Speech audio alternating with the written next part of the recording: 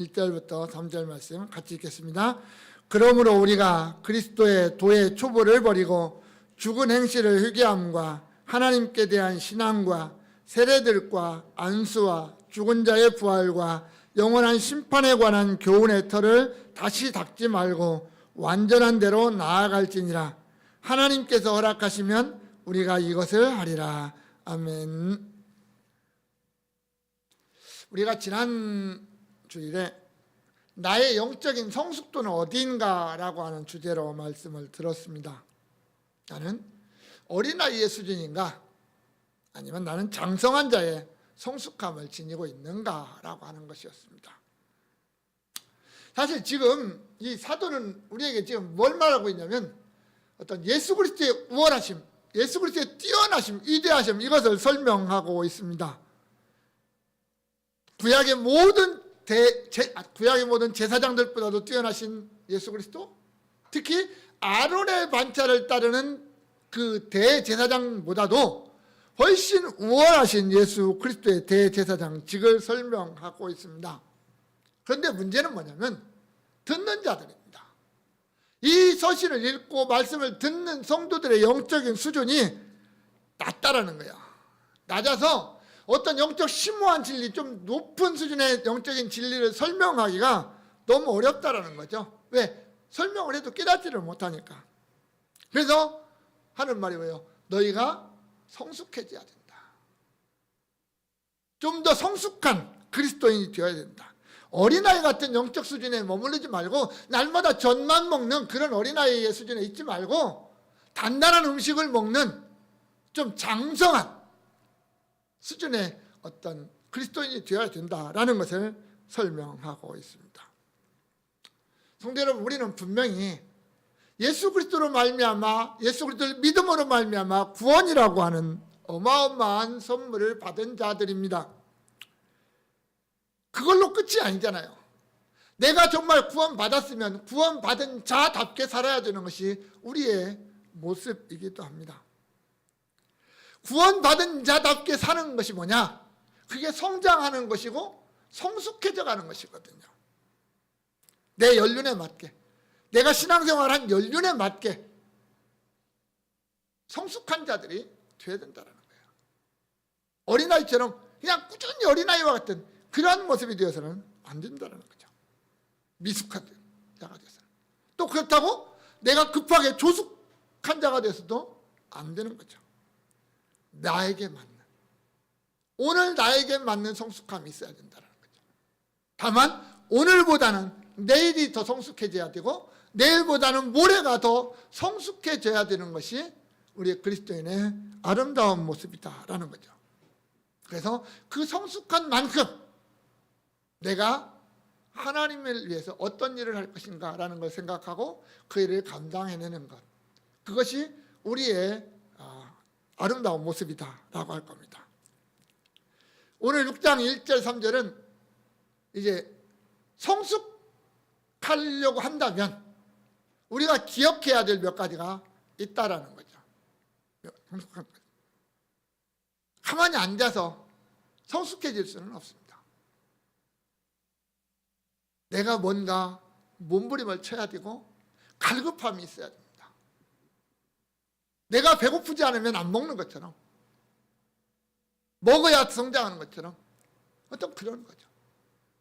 내가 하나님 앞에서 내가 무엇이 지금 부족한지, 무엇이 지금 절박한지 깨닫고 하나님 앞에 구해야죠. 그러면 하나님 우리에게 주시고 그것이 우리에게 영양분이 되고 자양분이 돼서 우리의 신앙이 성장하고 또 성숙해진다라고 하는 것입니다. 오늘 영적 어린아이와 같은 성도들을 향해서 성숙하기 위해서, 우리의 영적인 성숙을 위해서 무엇을 해야 될까라는 것을 이제 설명을 합니다. 그래서 장성한 자가 돼서 예수 그리스도 안에서 굳게 서기를 원하고요, 자신만 굳게 서는 게 아니라 내 주위에 있는 자들을 붙들어주고 함께 갈 수 있는, 하나의 큰 공동체로서 함께 갈 수 있는 그런 성도가 되기를 소망하고 있습니다. 장성한 그리스도인, 그리스도인다운 그리스도인, 이 답다라는 말이 참 멋있잖아요.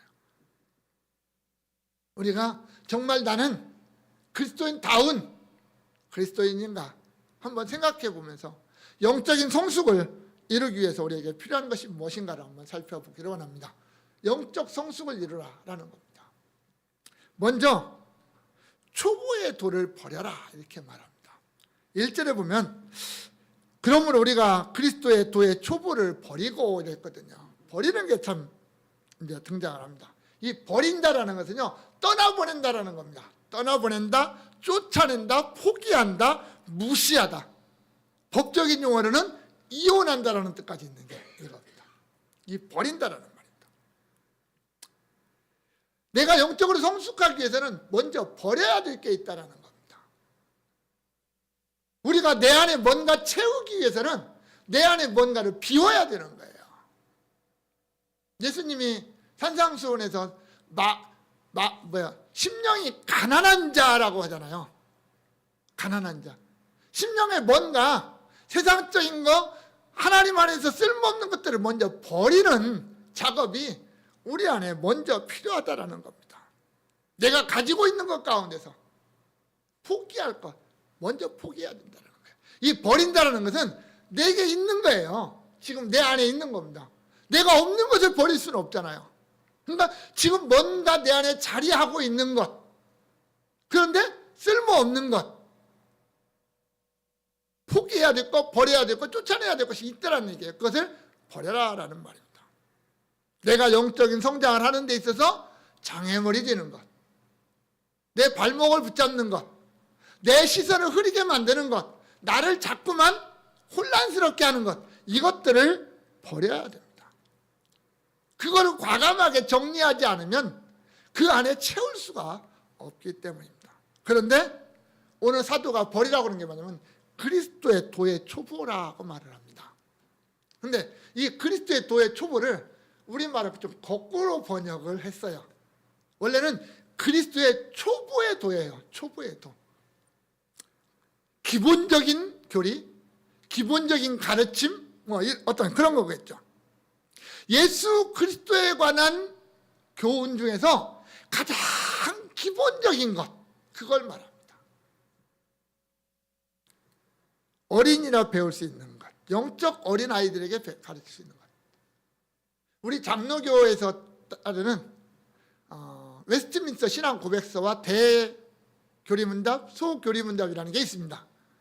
근데 이 소교리문답과 대교리문답이 차이 뭐냐면 소교리문답은 어린아이를 위한 것입니다. 작을 소자로 써서 어린아이들을 위한 거고요. 대교리문답은 어른들을 위한 겁니다. 물론 내용은 비슷합니다. 왜냐하면 어린아이들 걸 조금 더 확장시켜서 이제 어른들에게 적용을 하기 때문에 그렇습니다. 마찬가지로 어린아이 수준에 대해서 가르칠 게 따로 있고 어른들의 수준에 맞춰서 가르쳐야 될 게 따로 있더라라는 겁니다. 어린아이에게 갑자기 어른들의 것, 어른들의 세계의 것을 가지고 가르치면 이해할 수가 없거든요. 못하거든요. 아무리 가르쳐줘도 온전하게 이해를 할 수가 없잖아요. 마치 젖을 먹는 어린아이에게 갑자기 밥 주면 소화 못하고 설사하는 것하고 같은 의미가 되겠죠. 감당을 못하는 거죠, 사람이. 그런 어린아이 수준에 있는 그것을 버리라는 거예요. 오늘 지금 사도는 우리에게 말하는 그 초보의 도, 가장 기본적인 거, 거기에 머물러 있지 말고 이거 빨리 버리고 이제 새로운 더 고차원적이고 더 성숙한 것을 받아들일 준비를 하라라고 말하는 겁니다. 거기에 머물러 있으니까 몇몇 제자리만 돌고 있는 거거든요. 제자리만 돌고 있어요. 그래서 더 앞으로 나아가지를 못하고 더 성숙해지를 못하고 그냥 어린아이처럼 젖만 빨고 있는 그러한 모습이더라라는 겁니다. 우리에게는 이러한 모습 없는지 한번 돌아보자라는 겁니다. 나는 아직도 진리의 어떤 복음에 대해서 기초적인 단계, 아주 기초적인 단계에서 그냥 머물러 있지는 않은가. 구원의 확신이라고 하는 이 어떤 상황 속에서 벗어나지 못하고 갈팡질팡하고 있는 것은 아닌가. 내가 정말 천국에 들어갈 수 있는지 없는지 이거 갖고 날마다 고민하고 있는 우리의 신앙은 아닌가 한번 살펴보자라는 겁니다. 그리고 이제는 그런 어린아이 같은 모습을 빨리 내 안에서 버려버려야 된다는 거예요.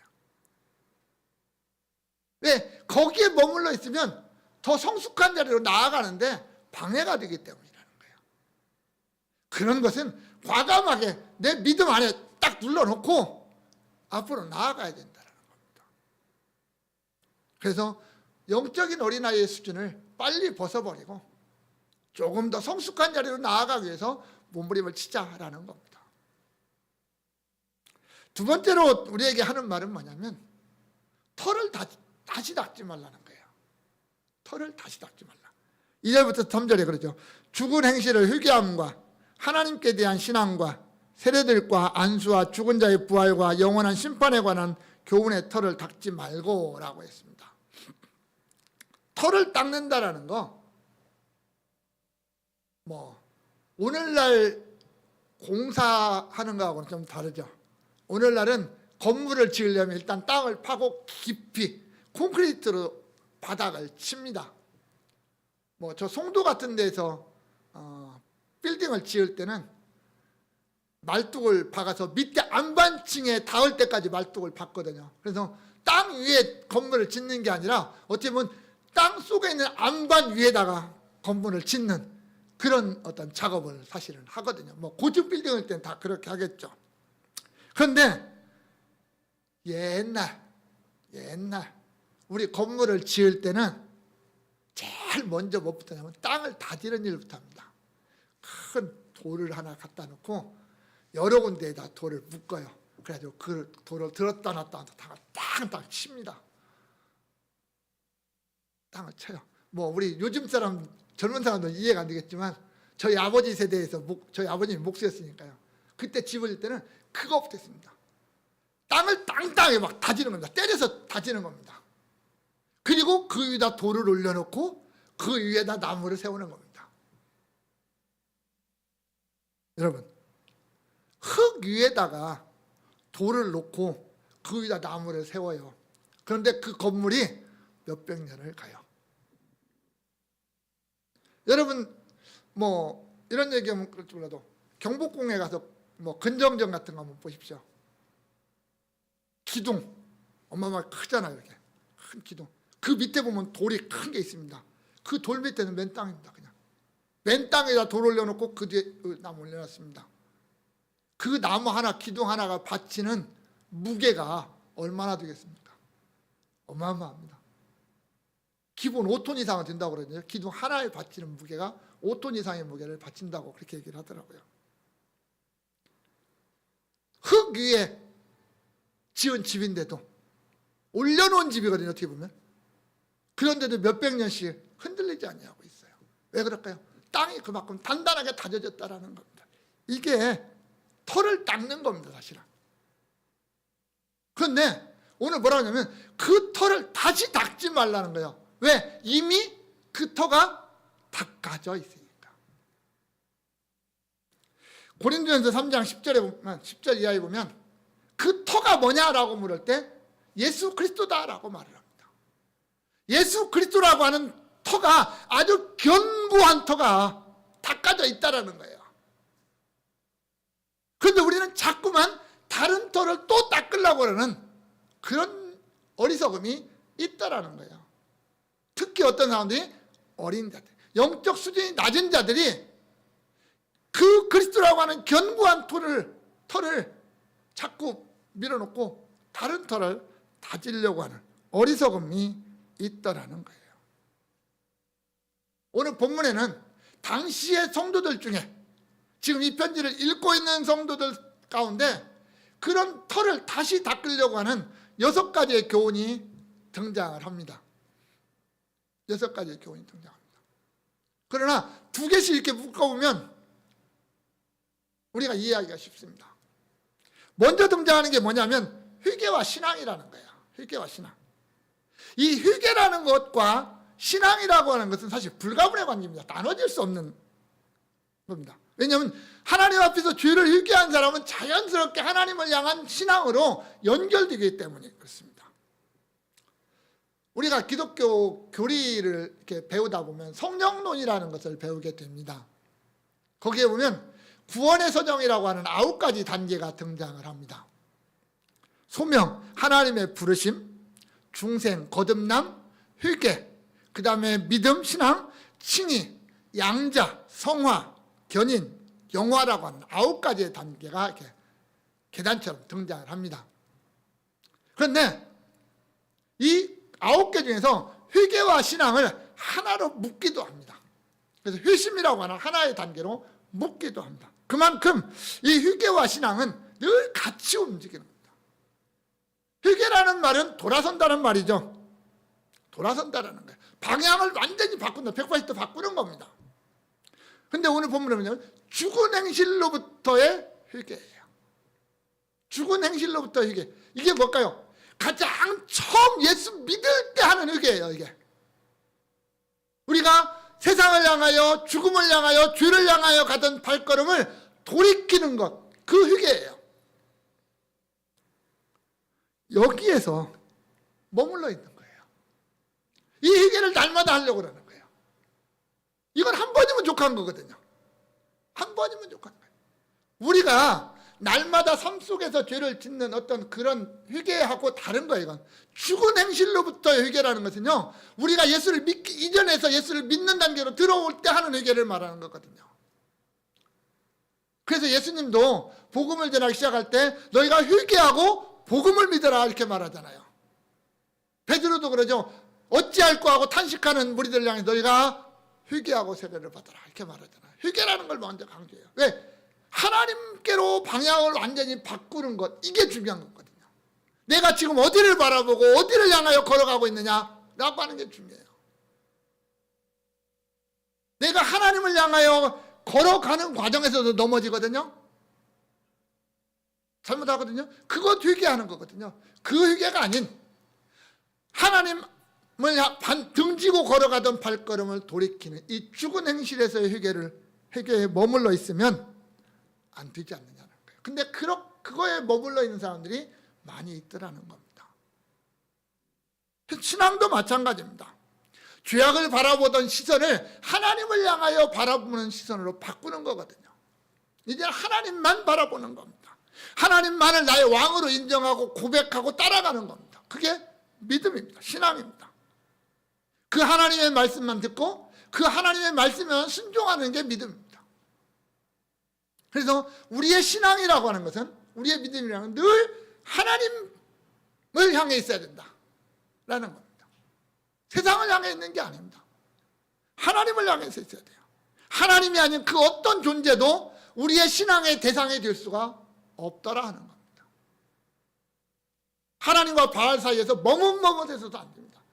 양다리 걸치는 것도 안 된다는 겁니다. 하나님만 바라보고 가는 삶, 그게 믿음의 삶이라고 하는 거죠.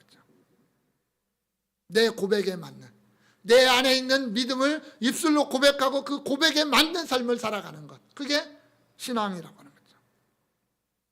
이처럼 어떤 죄악된 죽은 행실에서부터 돌이키는 것과 하나님을 바라보는 이 회개와 신앙은 우리의 어떤 영적인 수준 중에서 가장 기초적인 거라는 거예요.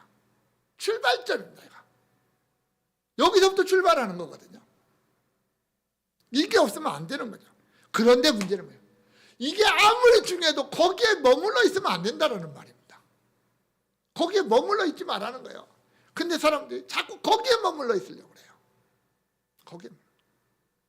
그때가 좋았지 하면서 그때 자꾸 클릭하려고 하는 거예요. 그러지 말자라는 거예요.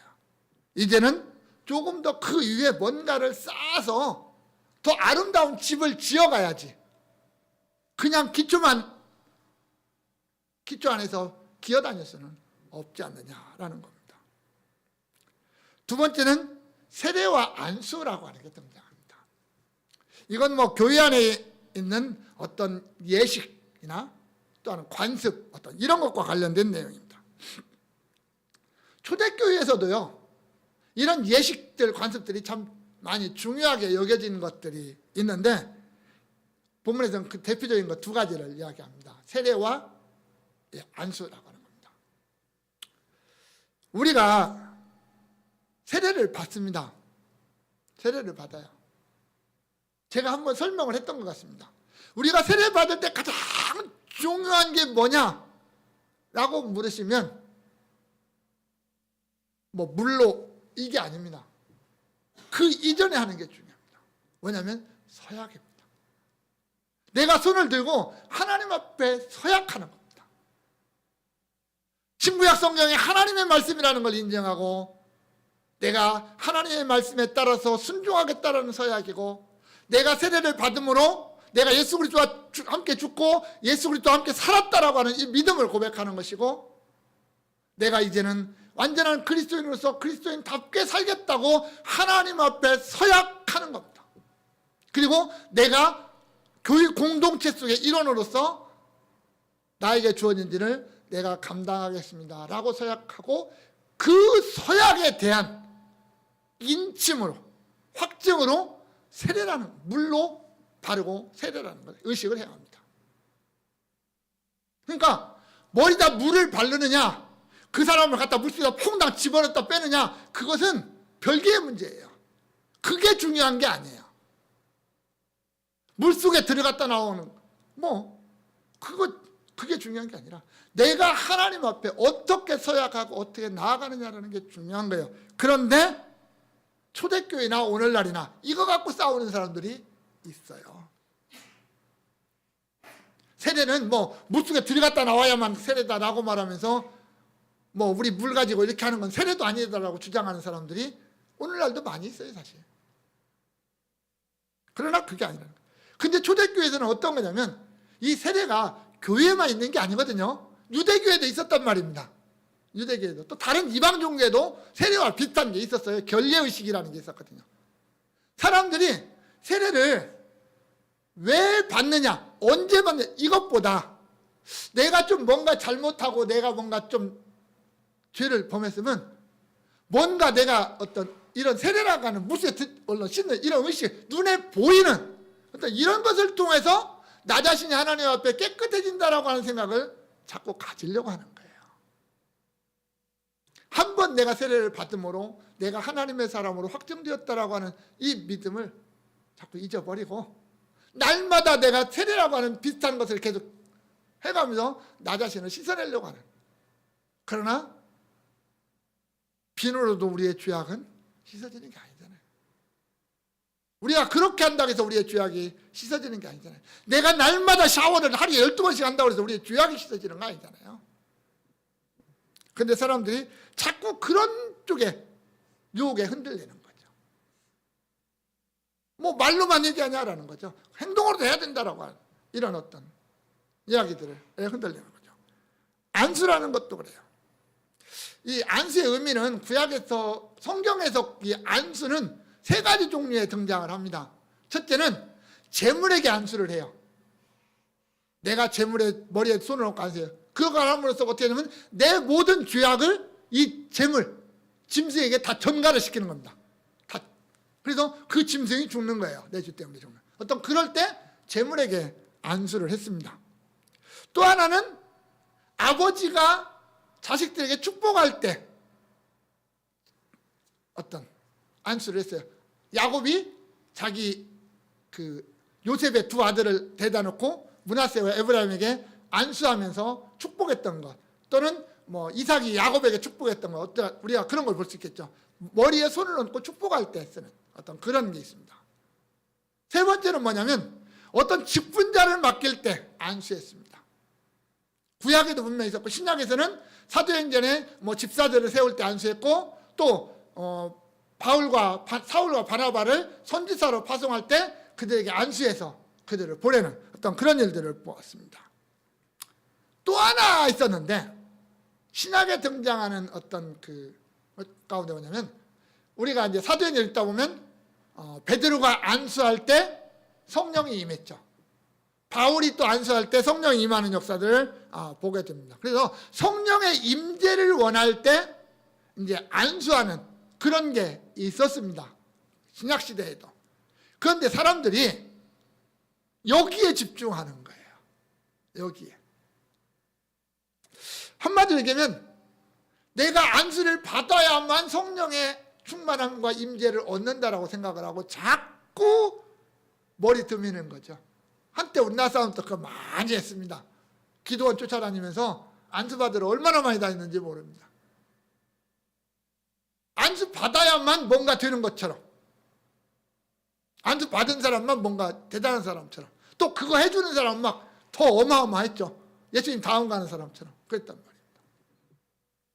그러나 안수라는 것은 통로가 아니에요. 꼭 그 안수를 통해서 뭔가가 이루어지는 게 아니잖아요. 그것은 그 시대의 그 연약한 믿음의 사람들에게 보여준 하나의 그냥 표징적인 모습 아닙니까? 성령의 임재는 하나님의 은혜예요. 하나님이 우리 안에 들어오는 것이 단 한 번만 이루어지시는 것이고, 성령의 충만은 어떤 하나님의 은혜로 그때그때 필요할 때 하나님이 주시는 거잖아요. 안수함으로 이루어지는 게 아니잖아요.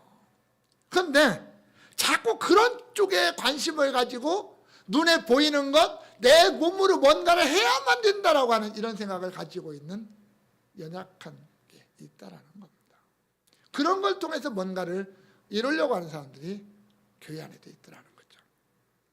세 번째는 죽은 자의 부활과 영원한 심판에 관한 겁니다. 우리의 영원한 소망에 관한 거예요. 이것은 내가 경험해 본 게 아니에요. 아직 내가 본 것도 아니고요, 내가 경험해 본 게 아니잖아요. 이건 미래가 뭐 어떻게 보면 완전한 불확실한 거예요. 그래서 사람들은 여기에 대해서 관심은 많은데 뭔가 봤어야죠. 기독교는 영혼의 불면을 믿는 종교입니다. 영혼은 영원히 사라지지 않는다는 거죠. 영혼은 끝나지 않는다는 거죠. 그런데 이게 당시에 뭐 헬라 철학이나 이런 것과는 많이 달라요. 뭐 유대인들 가운데서도 바리새인들은 부활을 믿지만 사두개인들은 부활을 믿지 않습니다. 영혼의 부활을 믿지 않아요. 이런 존재들이 당시 교회 안에 섞여 있는 거예요, 사실은. 그러다 보니까 사람들은 이 부활이 확실하냐, 정말 영원한 심판이 있느냐, 이런 것 가지고 싸우는 거예요. 서로 있다 없다 아니다 맞다 하는 거죠. 너 봤냐 이거죠. 네가 봤냐. 오늘날 세상 사람들이 그 얘기 많이 하잖아요. 예수님의 다른 건 다 믿겠는데 어떻게 죽은 자가 살아나느냐, 이건 도저히 말이 안 된다, 못 믿겠다 이거죠. 예수님의 탄생도 믿고 예수님의 뭐 이적도 믿고 다 믿겠는데 부활만큼은 못 믿겠다라고 말하는 사람들이 많은 거예요. 그래서 교회 안에도 그래요. 그래서 예수 그리스도의 어떤 부활에 관한 것은 신약 성경 전체에서 아주 귀중하게 중요하게 다뤄지는 게 부활이라고 하는 주제잖아요. 고린도전서 15장 같은 경우는 그 긴 58절까지 되는 내용 중에 예수 그리스도의 부활에 대해서 바울이 얼마나 뜨겁게 소리 지르고 있는지 보이잖아요. 예수 그리스도가 부활의 첫 열매요. 그로 말미암아 예수 그리스도 안에 있는 모든 자가 부활에 이를 거다. 그래서 영생에 이를 거다. 심판을 받지 아니하고 영원한 천국에 가게 될 거다. 그렇게 이야기를 하는데도 못 믿어요. 안 믿어요. 처음에는 믿었겠죠. 근데 시간이 지나면 지날수록 이게 진짜일까 사실일까, 본 사람은 없고 경험해 본 사람은 없는데 이걸 어떻게 받아들여야 될까 의심을 많이 하는 거예요. 특히 헬라 철학의 전통을 가지고 있는 사람들은 부활이라고 하는 걸 쉽게 그렇게 인정하고 고백하기가 너무나도 어려웠던 거죠. 심판도 마찬가지예요. 심판도 마찬가지예요.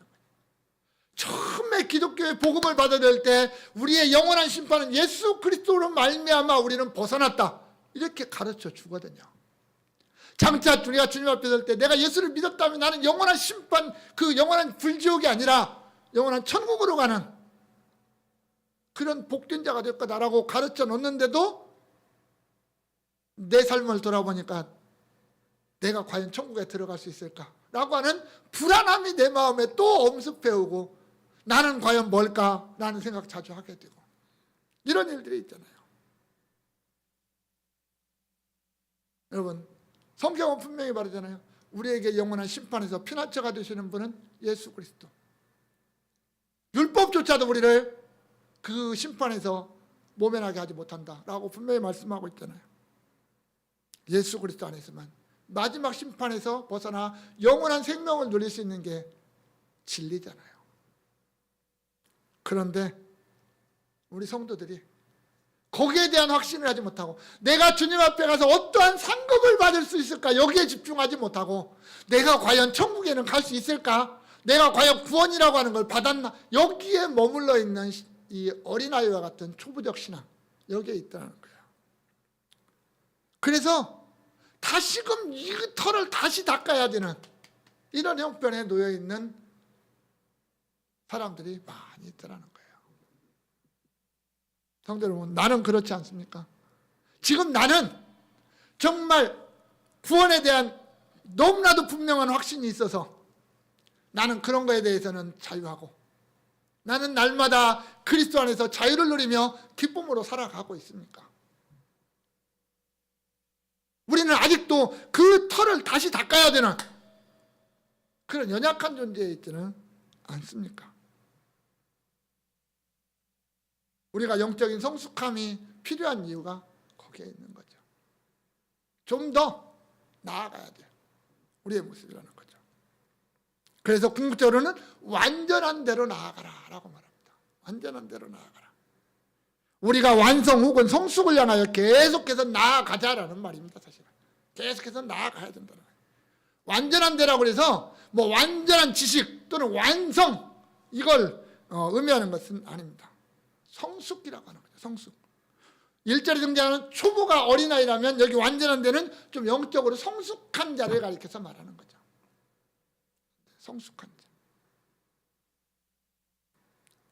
우리가 기본적인 원리, 초보적인 거 사실은 중요해요. 왜냐하면 바닥이 없으면 안 되니까. 기초가 없으면 안 되잖아요. 아무리 아름다운 건물도 기초가 없이 세우면 무너지잖아요. 그래서 기초를 다지고 다져서 단단하게 해놓고 거기서 세워주는. 근데 그 단단한 기초가 예수 그리스도라고 한다면 우리는 그 예수 그리스도를 믿으면 그 기초는 이미 내 안에 단단한 기초로 형성이 되는데 거기에 대한 불안함 때문에 계속 우리는 어린아이처럼 연약한 터만 가지고 살아가는 그런 모습이 되는 거죠. 그래서 오늘 사도는 그래요. 완전한 데를 향하여 나아가자. 오늘보다 더, 내일보다 더 단계적으로 나아가자라는 겁니다.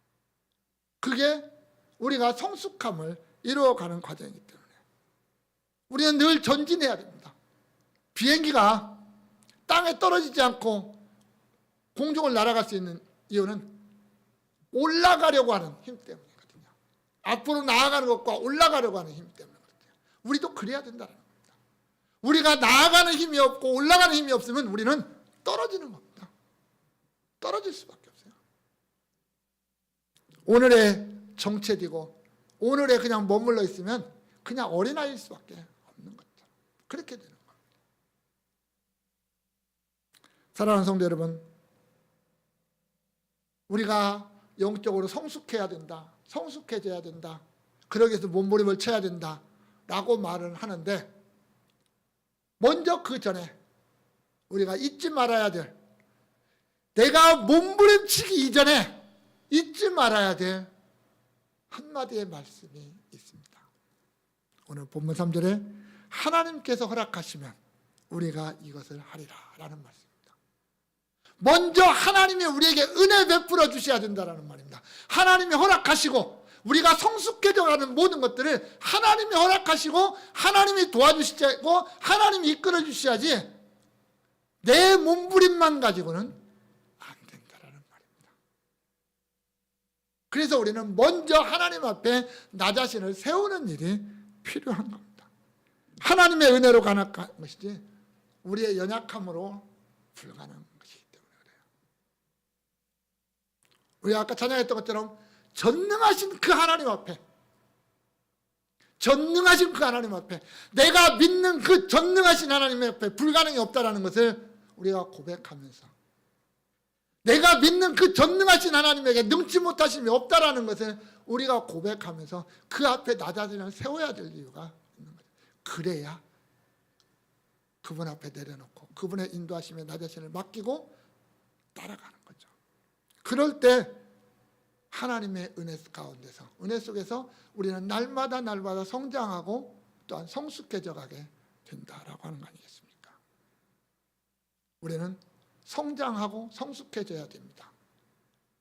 오늘의 자리에 머물러 있어서는 안 됩니다. 오늘보다 더 나은 내일이 있어야 되고요. 오늘의 모습보다 더 나은 내일에 하나님 앞에 충성하고 나아가는 모습이 있어야 된다라고 하는 겁니다. 원하기는 우리의 모든 성도들이, 우리 광성의 성도들이 더 나은 모습, 더 성숙한 성도들이 될 수 있기를, 그러기 위해서 우리 하나님의 은혜가 날마다 우리에게 임해야 되니까 그 하나님 앞에서 몸부림치고 또한 우리가 간구하는 그런 삶이 있기를 주님의 이름으로 축원합니다. 기도하겠습니다. 우리 기도하실 때 하나님, 내게 은혜 위에 은혜를 더하셔서 하나님, 내가 오늘보다 더 나은 내일이 되고 오늘보다 더 내일이 하나님 앞에서 충성하는 자가 되고 더 하나님을 기쁘시게 하는 자가 되게 해달라고. 하나님, 내 힘, 내 지혜가 아니라 하나님의 능력과 하나님의 지혜로, 하나님의 말씀으로 더 성숙한 자가 되게 해달라고 우리 다 같이 통성으로 기도합니다. 사랑의 아버지 하나님은 우리의 생명이 되시고 우리의 참 목자장 되신 우리 주 예수 그리스도의 은혜와 그 아들 우리를 위하여 아낌없이 내어주신 하나님 아버지의 크고 놀라우신 사랑과 오늘 또 우리와 함께 하시고 우리의 믿음을 성숙시키시고 우리로 하여금 그리스도인답게 살아가게 하시는 성령님의 역사가 여기 모인 주의 백성들 머리 위에, 또한 우리 광성교회 위에 이제로부터 영원까지 함께 있을지어다. 아멘.